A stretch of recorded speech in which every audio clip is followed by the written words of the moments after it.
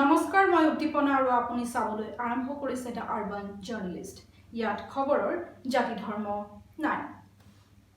যোৱা কিছু বছৰ আগলৈকে অসমৰ একাংশ মানুহৰ মাজত এটা ধাৰণা আছিল যে অৰ্ধশিক্ষিত অথবা অশিক্ষিত লোকেহে খেতি-বাতি কৰে কিন্তু লাহে লাহে বিগত এটা দশকত স্বনিয়োজনৰ ধাৰণাটোৱে অসমীয়াৰ মন মগজুত ক্ৰিয়া কৰিবলৈ আৰম্ভ কৰিলে বিশেষকৈ নৱপ্ৰজন্মৰ মাজত আৰু এনেকৈ আৰম্ভ হ'ল ব্যৱসায়িক ভিত্তিক গাহৰি পালন অসমীয়া গাহৰি পালকৰ সংগবদ্ধ পৰিকল্পিত আৰু বিজ্ঞানসন্মত গাহৰি পালনে এনে পৰিস্থিতিলৈ বা এনে অৱস্থালৈ গতি কৰিছিল যে তেওঁলোকে উত্তৰ পূৰ্বাঞ্চলৰ গাহৰিৰ বজাৰখন দখল কৰাৰ দিশে অগ্ৰসৰ হৈছিল কাৰণ অসমৰ জলবায়ু গাহৰিৰ বাবে উত্তম আৰু ইয়াৰ মাংস দ্ৰুতগতিত জনপ্ৰিয় হ'বলৈ ধৰিছে পোৱালি গাহৰি আৰু ইয়াৰ মাংসৰ চাহিদা ইমানেই বেছি যে সমগ্ৰ উত্তৰ পূৰ্বাঞ্চলৰ অঞ্চলটোত বছৰি গাহৰিৰ নামতেই ৫,০০০ কোটি টকাৰ ব্যৱসায়ী হয় কিন্তু এই সমগ্ৰ বজাৰখনত অসমীয়াৰ অংশীদাৰিত্ব তেনেই নগণ্য নাগালেণ্ডৰ বজাৰখনৰ সম্পূৰ্ণ নিয়ন্ত্ৰণ আজিও এক বহিৰাগত ব্যৱসায়ীৰ হাতত আছে কিন্তু ভাৰতৰ একমাত্ৰ গাহৰি গৱেষণা প্ৰতিষ্ঠান অসমতে আছে আৰু ইয়ালৈ বছৰি প্ৰশিক্ষণ লাভৰ বাবে বিহাৰ পঞ্জাব হাৰিয়ানাৰ পৰা বিভিন্ন মানুহ ঢপলে আহে কাৰণ ছমাহৰ মূৰে মূৰে এই প্ৰতিষ্ঠানটোত প্ৰশিক্ষণ দিয়া হয় আৰু এই প্ৰশিক্ষণ লাভ কৰাৰ পিছত বেংকৰ ঋণ লাভ কৰাটো অতি সহজ কিন্তু আমাৰ মাজৰ বহুতে এই সম্পৰ্কে অৱগত নহয় কিন্তু আমাৰ পৰা প্ৰশিক্ষণ লৈ গৈ পেলাই তেওঁলোকে আমালৈকে গাহৰিৰ চালান দিয়ে আৰু উত্তৰ পূৰ্বাঞ্চলৰ অসমৰ বজাৰখনক কেন্দ্ৰ কৰি দক্ষিণাত্যৰ কোনো ৰাজ্য আৰু পঞ্জাব হাৰিয়ানা বিহাৰ উত্তৰ প্ৰদেশৰ দৰে অঞ্চলত গাহৰিৰ এক বৃহৎ ব্যৱসায়িক প্ৰতিষ্ঠান গঢ় লৈ উঠিছে যোৱা ফেব্ৰুৱাৰী মাহৰ পৰা অসম তথা অৰুণাচল প্ৰদেশত গাহৰিসমূহ এক অচিন বেমাৰত মৰিবলৈ আৰম্ভ কৰিলে শিৱসাগৰ আৰু ধেমাজি জিলাত এই বেমাৰে এক বিভীষিকাৰ সৃষ্টি কৰিলে বহু গাহৰি পালকৰ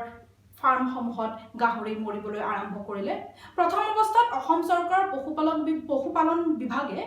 এই বেমাৰটো ক্লাছিকেল সোয়াইন ফিভাৰ বুলি সন্দেহ কৰিছিল কিন্তু পৰৱৰ্তী সময়ত বিশ্বনাথ কামৰূপ ধেমাজি শিৱসাগৰৰ গাহৰি নমুনা পৰীক্ষা কৰাৰ পিছতে ভাৰতীয় কৃষি বিভাগৰ ৰাষ্ট্ৰীয় উচ্চ সুৰক্ষা পশুৰোগ প্ৰতিষ্ঠানে মৃত গাহৰিসমূহৰ গাত আফ্ৰিকান সোয়াইন ফিভাৰৰ উপস্থিতি সুনিশ্চিত কৰে এতিয়া এই বেমাৰবিধ এই মহামাৰীবিধ অতি সংক্ৰামক আৰু গাহৰিৰ মৃত্যু ইয়াত পাই নিশ্চিত গতিকে ই নিশ্চিতভাৱে লহপহকৈ অসমত বাঢ়ি অহা ব্যৱসায়িক ভিত্তিক গাহৰি উদ্যোগটোৰ বাবে এক অতি বেয়া খবৰ কিন্তু এটা প্ৰশ্ন হয় যে অসমত আগতে কাহানিও নোহোৱা এই আফ্ৰিকান সোয়াইন ফিভাৰ ক'ৰ পৰা আৰু কেনেকৈ আহিল গাহৰিক প্ৰতি বছৰে সংক্ৰমণৰ পৰা ৰক্ষা কৰিবৰ বাবে প্ৰতিষেধক দিয়া হয় অসমৰ প্ৰাকৃতিক পৰিৱেশ আৰু জলবায়ুৰ লগত খাপ খুৱাই পেলাই অসমৰ বিজ্ঞানীসকলে ইতিমধ্যে ক্লাছিকেল সোয়াইন ফিভাৰৰ প্ৰতিষেধক আৱিষ্কাৰ কৰি ৰাখিছে কিন্তু অসম তথা অৰুণাচল প্ৰদেশৰ গাহৰি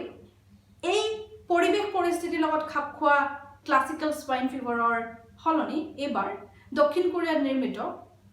এক প্ৰতিষেধক দিয়া হয় বহুতে প্ৰশ্ন কৰিছে বা বহুতে সন্দেহ প্ৰকাশ কৰিছে যে এই প্ৰতিষেধক দিয়াৰ পিছতে অসম তথা অৰুণাচল প্ৰদেশৰ গাহৰিসমূহ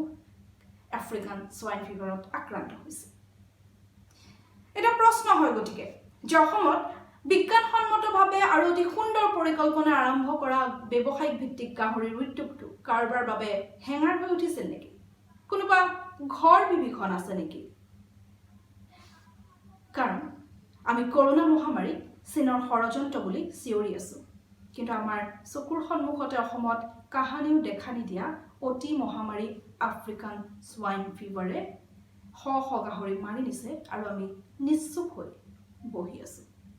আপুনি যদি ভিডিঅ'টো ইউটিউবত চাই আছে তেন্তে সোশ্যাল নেটৱৰ্কিং সাইটছত শ্বেয়াৰ কৰিবলৈ নাপাহৰিব আৰু যদি সোশ্যাল নেটৱৰ্কিং সাইটছত চাই আছে তেন্তে ইউটিউবৰ চেনেলটো লাইক কৰিবলৈ নাপাহৰিব ধন্যবাদ